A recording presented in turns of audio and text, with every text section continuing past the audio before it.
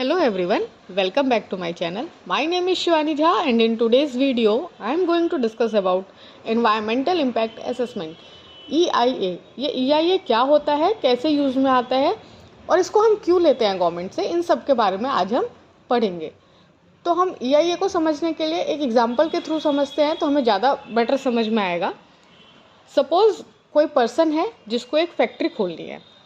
अब इस फैक्ट्री को खोलने के लिए उस पर्सन को NOC की नीड होगी, नो ऑब्जेक्शन सर्टिफिकेट की। वो लेना होगा उसको गवर्नमेंट से ताकि उसको इन्वायरमेंट क्लियरेंस मिल जाए। ये जो इन्वायरमेंट क्लियरेंस है ये कौन देता है? ये MOEF देती है, ministry of environment and forest. ये नो ऑब्जेक्शन सर्टिफिकेट क्या है? मीन्स जो ये फैक्ट्री खुलेगी इससे इम्पैक्ट पड़ेगा इन्वायरमेंट पे, कुछ तो इम्पैक्ट पड़ेगा इस फैक्ट्री के खोलने से, एडवर्स इफेक्ट या पॉजिटिव नेगेटिव जो भी इम्पैक्ट पड़ेंगे, like air pollution, water pollution, जो उसके आसपास ह्यूमन रह रहे हैं उनके ऊपर क्या इफेक्ट पड़ेगा।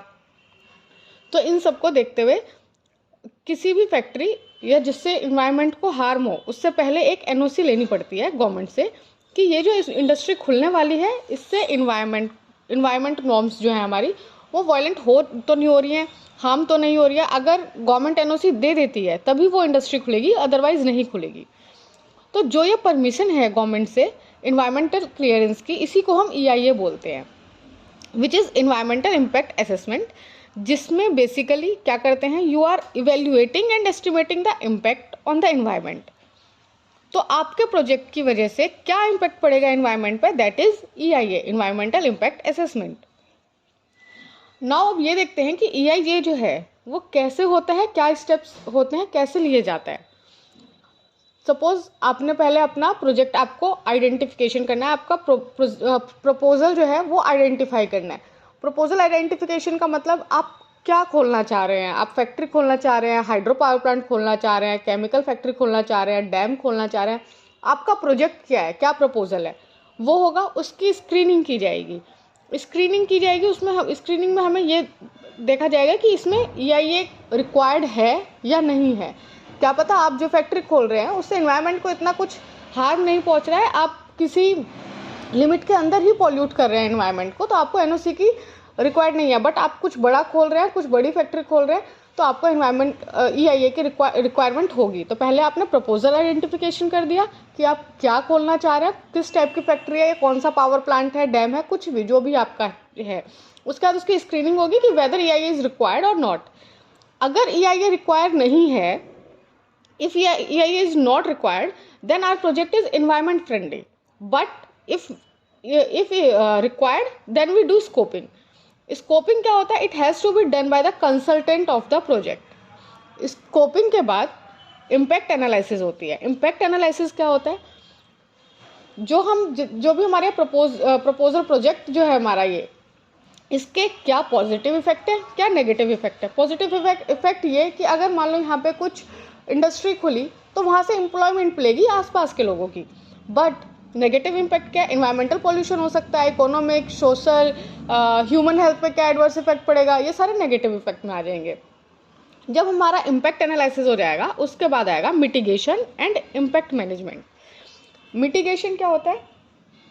सपोज आपने कोई फैक्ट्री खोली तो मिटिगेशन का मतलब होता है कि आपने क्या मेजर्स लिए, जो एनवायरनमेंट पे इम्पैक्ट पड़ रहा है उसे हम कैसे रिड्यूस कर सकते हैं, उसके लिए क्या मेजर लेंगे, how to avoid, to compensate और to reduce any significant adverse effect. जैसे कि मान लो हम एयर पॉल्यूट कर रहे हैं, तो वो जो फैक्ट्री वाले वो ये बोल सकते हैं कि हमने इसमें मिटिगेशन ये लिया कि हम यहाँ पे फिल्टर्स लगा लेंगे, एयर को पहले थोड़ा प्यूरिफाई कर लेंगे, उसके बाद हम एमिट करेंगे। अगर वाटर ट्रीटमेंट कर लेंगे, अगर हम वाटर में सीधा डंप करें तो हम वाटर को ट्रीट करके रिवर्स में डंप करेंगे। तो ये होते हैं हमारे मिटिगेशन, मतलब हम क्या मेजर्स लेंगे उसके बाद अगर हमारा कुछ एडवर्स इफेक्ट पड़ रहा है। तो जब ये मिटिगेशंस हो जाएंगे उसके बाद हमारा EIA रिपोर्ट तैयार होगा। फॉर एग्जांपल, अब जो ये प्रोजेक्ट प्रपोज कर रहा है, जो बनाना चाह रहा है इंडस्ट्री वगैरह, एक EIA रिपोर्ट बनाएगा। उस रिपोर्ट में everything should be mentioned, like इस बेनिफिट्स ऑफ प्रोजेक्ट क्या है, एम्प्लॉयमेंट मिलेगी एंड इसके क्या क्या इम्पैक्ट पड़ेंगे एनवायरनमेंट पे या सोशली भी, एंड उन एडवर्स इफेक्ट को रिड्यूस या मिनिमाइज करने के लिए क्या मेजर्स लेंगे, ये सब EIA रिपोर्ट्स में जिनका प्रोजेक्ट है वो सब कुछ मेंशन करेंगे। जब EIA रिपोर्ट एक बार तैयार हो जाएगी, उसके बाद उसका रिव्यू करा जाएगा। जो हम रिव्यू करते हैं उसमें पब्लिक इन्वॉल्वमेंट भी लाई जाती है, पब्लिक कंसल्टेशन ली जाएगी, that if they are okay with that project और नॉट। मतलब पब्लिक से मतलब जो आसपास के लोग हैं उनको बुलाया जाएगा, उनको पूछा जाएगा कि ये जो यहाँ पे हमारा ये प्रोजेक्ट खुलने वाला है, इससे आप ठीक है, आपको कोई प्रॉब्लम तो नहीं है या कुछ। तो उसमें हमारी रिव्यू में पब्लिक इन्वॉल्वमेंट भी होती है। जब हमारा रिव्यू होगा उसके बाद होता है डिसीजन मेकिंग। जो डिसीजन मेकिंग होती है वो हमारी इम्पैक्ट असेसमेंट अथॉरिटी के थ्रू होती है। डिसीजन मेकिंग में दो चीज़ होगी, या तो अप्रूव होगा या नॉट अप्रूव होगा। अगर प्रोजेक्ट अप्रूव नहीं हुआ तो हमारा उसको दोबारा रीडिज़ाइन करना पड़ेगा, रीडिज़ाइन करके दोबारा उसे रीसबमिट करना पड़ेगा, और फिर से वही चीज़ें सारे स्टेप्स आएंगे कि हाँ हमने प्रपोजल आइडेंटिफिकेशन, स्कोपिंग, उसके बाद इम्पैक्ट एनालिसिस, वो सारे स्टेप्स इनको दोबारा फॉलो करने पड़ेंगे।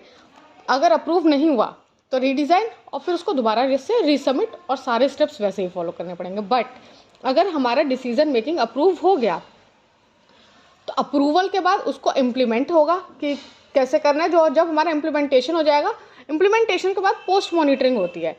पोस्ट मॉनिटरिंग में क्या होता है, उसमें आपने जो अपना रिपोर्ट बनाया था, EIA रिपोर्ट, उसमें ये देखा जाता है कि जो आपने हमें EIA रिपोर्ट दी है उसमें जो आपने हमें इन्फॉर्मेशन दी थी वो सही है कि नहीं है। आप उसी जितना आपको लिमिट बोला गया है कि इतने में आपको काम करना है या इतना ही आप एमिट कर सकते हैं। आपने बोला था कि मैं कुछ मेजर्स लूँगा कि हमें पॉल्यूशन रिड्यूस करने के लिए या वाटर पॉल्यूशन, एयर पॉल्यूशन, कुछ भी रिड्यूस करने के लिए, मिनिमाइज़ करने के लिए जो भी आप मिटिगेशंस लेंगे, तो आप वो ले रहे हैं नहीं ले रहे हैं, तो वो तो पोस्ट मॉनिटरिंग होगी आपके EIA रिपोर्ट की। उसके बाद EIA ऑडिट एंड इवेल्युएशन होता है, जो कि गवर्नमेंट ऑफिसर्स के उससे होता है। ये कंपैरिजन करता है बिटवीन प्रिडिक्टेड आउटकम और एक्चुअल आउटकम। EIA ऑडिट और इवेल्युएशन क्या होता है, जो भी आपका प्रिडिक्टेड आउटकम था कि इतना आएगा और जो एक्चुअल में अभी आ रहा है, इन दोनों के बीच का कंपैरिजन होता है। That is all about EIA, Environmental Impact Assessment. I hope you like this video, and if you like this video then please do like, subscribe and share this channel. Thank you for watching.